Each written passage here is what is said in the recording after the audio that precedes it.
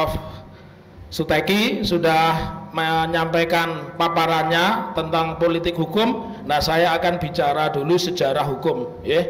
Jadi tidak kalau kita bicara sejarah hukum, ya, monggo dilanjutkan ke slide berikutnya. Ya. Nah, ini harus pesantren itu leres ngendikanipun Prof. Daniel harus punya buku-buku seperti ini. Tadi saya ke perpus, bukunya belum dikatalog. Saya ini hobinya baca, ya. Menika buku-buku dalam harus punya ini, terorisme dalam demokrasi. Kalau di WAO siapa yang teroris? Yang teroris itu partai politik dan negara. Leres apa mboten? Saya ngentekke duit APBN sapa? Parpol, Bawaslu, KPU, karo bapake Mario. Ya. Bapak Mario itu 4D, saya hitung gajinya total itu 5,6 juta. Kalau punya 56 miliar berarti dia nabung 10.000 tahun. Ini buku-buku saya. Panjenengan semua harus memiliki setidaknya baca di menapa? Di internet wonten nggih, lanjut. Terus nah niki ketoknya kok terlalu berat, ya. Nerangkene tapi nggak apa-apa, saya coba akan terangkan, ya. Pertama mungkin tidak harus sama persis menika. Jadi kalau kita bicara sejarah perkembangan hukum di Indonesia, kita mulai dengan penjajahan Belanda. Belanda 1 Januari di sini tidak ada, ya. 1918 memberlakukan namanya Wetboek van Strafrecht for Netherlands Indie, ya.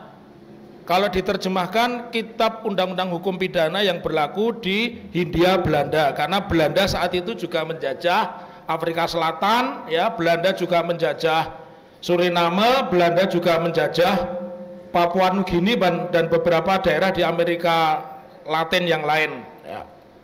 Kemudian perkembangan selanjutnya apa namanya?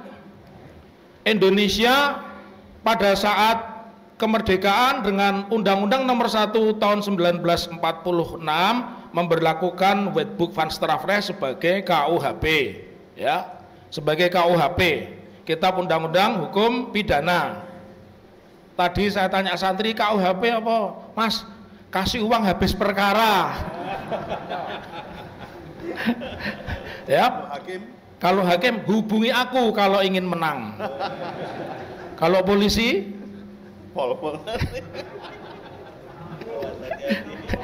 rasa soalnya direkam masalahnya. Ya, jadi jaksa tadi datang, harusnya Pak Kajari Bondowoso itu teman saya, Pak Pujitri Asmoro tadi mengutus kasih intelnya ketemu saya pikir ikut ceramah. Jadi nanti saya minta dari pondok tidak usah ngoleh-ngoleh, saya tadi sudah diberi oleh-oleh tape. Kalau saya bagi nanti malah madorotnya banyak, ndak kumanan semua itu. Jadi biar untuk saya saja itu. Ya.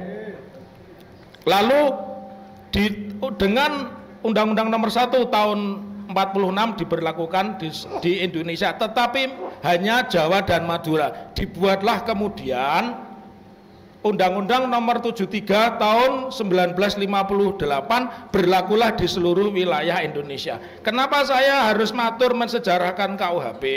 Karena nanti ada pasal-pasal di mana KUHP itu hanya dikhususkan kepada umat Islam, dan lebih sempit lagi pondok pesantren, dan lebih sempit lagi orang-orang yang memperjuangkan tegaknya syariat Islam, ya. Lalu bagaimana yang terpenting, apakah menggunakan KUHP Belanda, KUHP RI, atau KUHP yang baru yang nanti insya Allah berlaku 3 Januari 2026, tetap di situ ada asas legalitas. Asas legalitas itu dulu ajaran dari Ludwig von Feuerbach, ya, filosof Jerman yang ahli hukum pidana, yang di situ disebut nullum delictum nulla puna sine previa lege punali. Sudah dicatat belum Bapak Ibu? Menika ujian untuk hari Rebo jam 8. Ahlan wa sahlan al-mukarram soful fadilah Yai Toha Yusuf Zakaria sudah diberikan tempat di samping Yai Toha Khalili. Odol. Silakan Dr. Taufik dilanjutkan. Nah, terus artinya apa? Tidak bisa memberlakukan undang-undang atau peraturan itu sesuka hatinya. Ada teorinya, ada mekanismenya, ya. Jadi untuk memberlakukan di Madura, di seluruh Indonesia pun harus memakai undang-undang. Lalu kemudian ditambahkanlah pasal 156A. Ini yang setiap saat kita dimasukkan penjara karena dituduh melakukan penistaan agama. Jadi PNPS 1963 memasukkanlah pasal 156. Tadinya hanya 156 ditambahkan A. Nah, jadi kita mesti hati-hati di sini. Lalu dan ini yang ini yang dimanipulasi. Ada Undang-Undang Nomor 27 Tahun 99, ya, yang menambahkan pasal 107 yang tadinya itu pasal makar anslah, ya, kemudian ditambahkan A, B, C, D, E, di mana di situ adalah berbunyi ancaman terhadap keselamatan negara, dan itu perluasan dari TAP MPRS nomor 25 1966 tentang larangan menyebarkan Marxisme, Leninisme dan semua yang bertentangan dengan agama. Jadi sebenarnya pasal itu masih ada. Pada saat itu Kapolrinya orang Jember juga, Pak Badrodin Haiti, ada yang saudaranya di sini ya. Jadi kita patut bersyukur pernah punya Kapolri yang menjalankan perintah undang-undang. Sekarang ini mana ada, undang-undangnya masih ada, orang nyebar ke gendera PKI jari ini tren, ya, jari ini ngetren, tren anak muda, ya, pakai gambar apa itu palu arit, ya, itu perintah undang-undang, itulah yang disebut hukum positif. Jadi sebenarnya polisi itu bisa menindak, bisa menangkap, ya. Nah, nanti baru kuliah materi yang kedua, ya, kita lanjutkan hari Kamis, ya. Nanti membahas asas legalitas, ya. Jadi ibu dan bapak semua yang hadir di sini, kenapa hari ini kita teralinasi, kita mayoritas tapi kita terpinggirkan, ya? Karena politik hukum kita memang ingin memarginalisasi peranan dari Islam. Jadi Islam itu dipinggirkan, diberikanlah stempel stigma politik, ya, radikal, intoleran. Nah, kalau saya ditanya radikal, yang radikal itu ya bapaknya Mario. 4D kok kekayaannya 56 miliar, nabungnya 10.000 tahun itu, ya, tidak bisa bayangkan itu punya uang 56 miliar, kalau dibelikan tape kecut semua ini. Ya. Iya. Jadi dari fakta-fakta ini kemudian kita sekarang bergerak, dilanjutkan yang bagian menopo, kenapa kita membutuhkan hukum Islam. Kebetulan saya punya buku baru, insya Allah nanti saya sudah janji sama Ustadz, nanti insya Allah saya kirimkan ke sini buku baru saya, Pidana Islam dalam Hukum Positif Indonesia. Lanjut mungkin yang bagian-bagian terakhir. Oke, yang bagian terakhir, oke. Ya, bagian sedap. Nah, ini dibantu sama beliau, larang nih bayarannya. Jadi saya sama Prof Taiki ini dipersatukan oleh Allah. Dulu beliau yang uji saya, ya. Dulu yang uji saya, nguji doktor. Kebetulan ajarannya sama tentang restoratif justice. Restoratif justice itu sebenarnya ajaran hukum Islam. Kenapa? Karena pemidanaan Islam itu bukan dilakukan oleh negara. Negara itu hanya mewakili korban. Kalau hukum kapitalis, semua permasalahan hukum itu diambil alih negara. Makanya tadi ada KUHP, kasih uang habis perkara, perkaranya habis uangnya melebu penjara, ya. Jadi saya ingin sampaikan, kita menginjak ke slide tentang diberlakukannya hukum Islam di Indonesia, karena menika pesertanya banyak.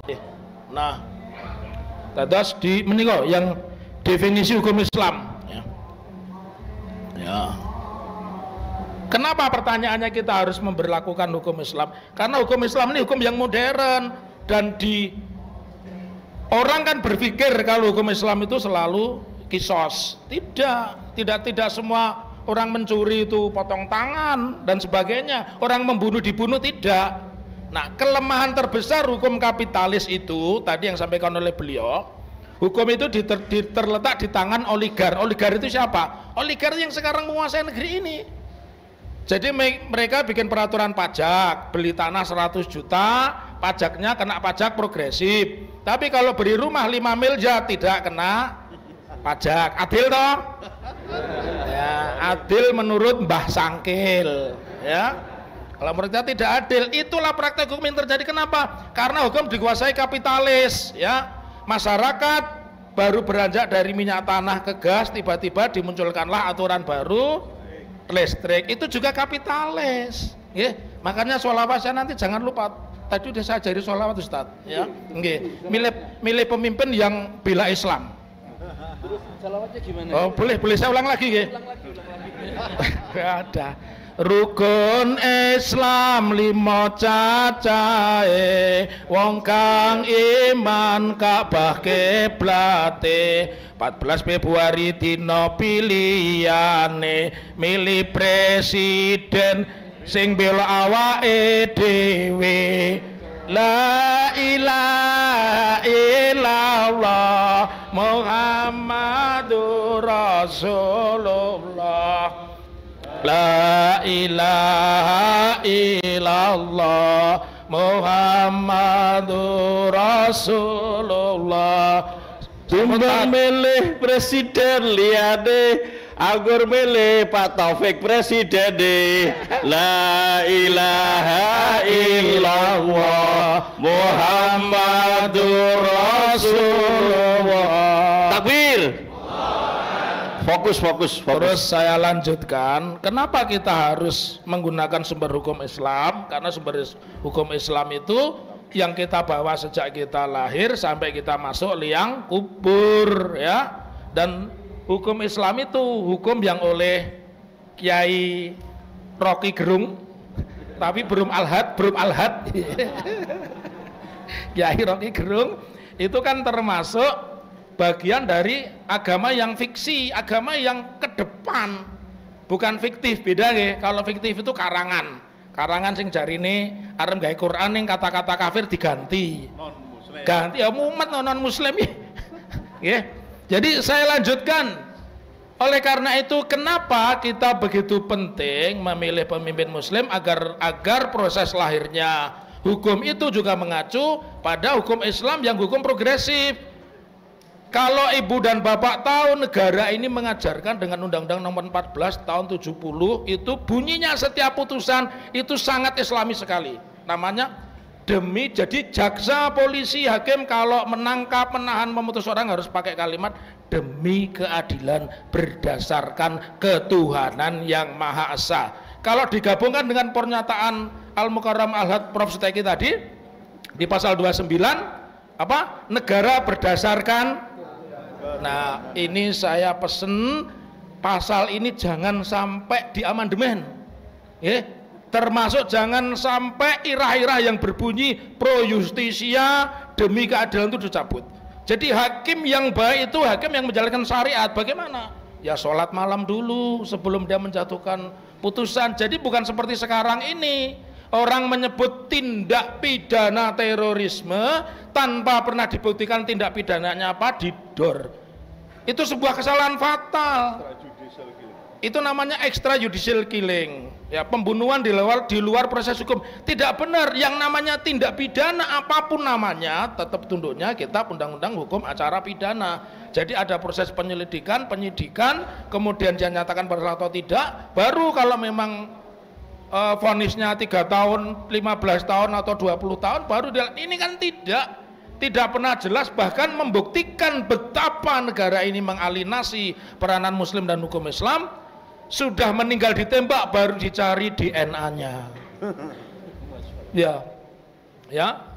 Ini zalim melawan zalim ini. Leres napa mboten? Nggih. Jadi penjenengan semua yang di sini nanti kalau saya datang yang ujian kedua hari Kamis harus bisa jawab. Kenapa kita membutuhkan syariat Islam? Kenapa kita butuh Islam? Karena konstitusi kita memang mengamanatkan demi keadilan berdasarkan ketuhanan yang Maha Esa. Kira-kira kalau Esa itu di mana kira-kira? tauhid kan tidak mungkin Isya itu kita pergi ke pojok jembatan ya, kita pergi ke Gunung Kawi dan sebagainya kan tidak.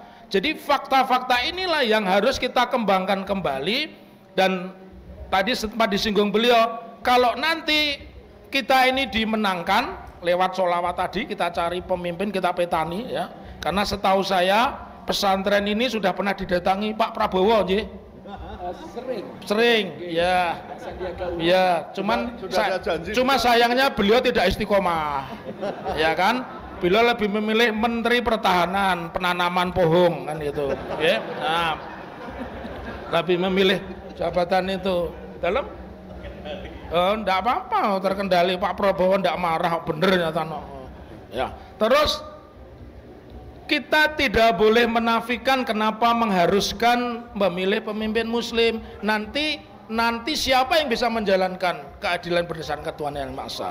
Jadi kalau ada orang menipu mau berangkat umroh tidak jadi umroh, itu kan uangnya jamaah. Leres napa leres? Lah kok putusannya diambil negara? Memangnya negara ini kecu, negara ini rampok. Leres napa mboten? Leres napa mboten? Nek saya ngomong leres berarti bolone hakime. Loh, ini dana jamaah dikumpulkan first travel, berarti dana jamaah apa dana negara? Lah kok putusannya tibane diambil negara? Nggih. Leres napa leres? Keliru, nggih. Oleh karena itu betapa pentingnya kita menggunakan menapa syariat Islam, karena pembuktian di dalam hukum Islam itu jauh lebih mudah. Saya mau mengkritik KUHP kita. Bayangkan orang dijatuhi hukuman mati tapi masih di penjara 20 tahun, itu dolim. Hukuman mati itu ya cepat, sebulan, 2 bulan, setahun sudah selesai dieksekusi. Ini sudah menjalani 20 tahun di penjara, disiksa, ternyata besoknya meninggal ditembak. Itu tidak boleh ya. Jadi oleh karena itu di masa depan kalau ditakdirkan ya, tadi saya itu sering bercanda sama Kiai Tanggul itu, saya pengen jadi jaksa agung ya. Kalau jadi jaksa agung, lembaga penyidikan itu saya bubarkan semua, cuma satu, departemen penyidikan. Jadi penyidik polisi, penyidik kejaksaan, penyidik korupsi, penyidik angkatan laut, PPNS, itu jadikan satu. Jadi tidak ada lagi perkara dari jaksa, dari polisi ke jaksa, naik turun ya. Kalau kita posisinya korban, kalau nggak mau naik ngasih duit ya, itu jaksa sana maksudnya ya, jaksa sana, bukan sini nggak ada kejaksaan, ini masjid masalahnya kan gitu. Iso wae ya. Jadi kalau mekanisme hukum seperti itu masih memiliki gray area atau ruang abu-abu, maka disitulah praktek korupsi. Jadi oleh karenanya ke depan kita ingin luruskan lembaga penyidikan itu satu, departemen penyidikan, dan KPK karena itu sifatnya ad hoc, sementara KPK itu dibubarkan, kejaksaan yang dibesarkan, terus PPATK ditarik diintegrasikan ke Kejaksaan Agung. Jadi kalau nerusuri kekayaannya koruptor gampang banget ya. Kalau lewat KPK masih rapat dulu, komisionernya telepon, sampean arep tak tangkep melayu dhisik. Kira-kira begitu apa tidak? Karena untuk menangkap seseorang bahkan merekam pun harus rapat dulu. Betul tidak? Kalau mendasarkan pernyataan Pak Mahfud itu benar, orang baik kumpul dengan setan jadi setan, dan itu betul. Iya kan? Bocor ke sih, kowe arep tak tangkep, melayu dhisik. Oke. Astagfirullahaladzim. Ya tak? Mudah-mudahan nanti salah satu di antara yang duduk di sini ada yang jadi jaksa agung ya. Kalau nggak boleh jangan jaksa agung, ketua MK saja, saya aja jaksa agungnya. Amin. Karena sudah punya konsep ya. Nah, terakhir saya ingin meluruskan dulu.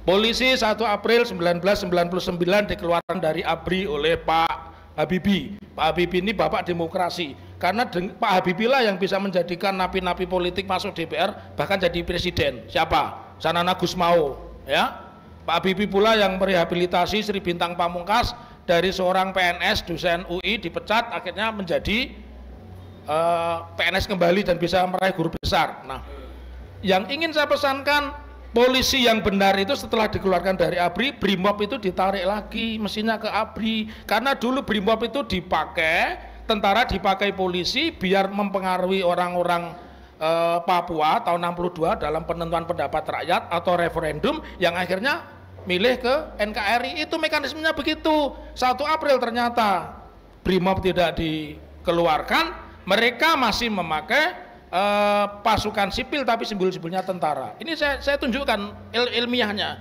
Jabatan Kapolsek itu kan kepala kepolisian, tapi kenapa dipanggilnya komandan? Komandan itu hanya ada di dunia militer.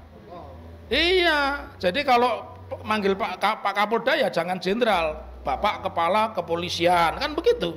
Jabatannya sudah betul, Ibtu, AKP, Kompol.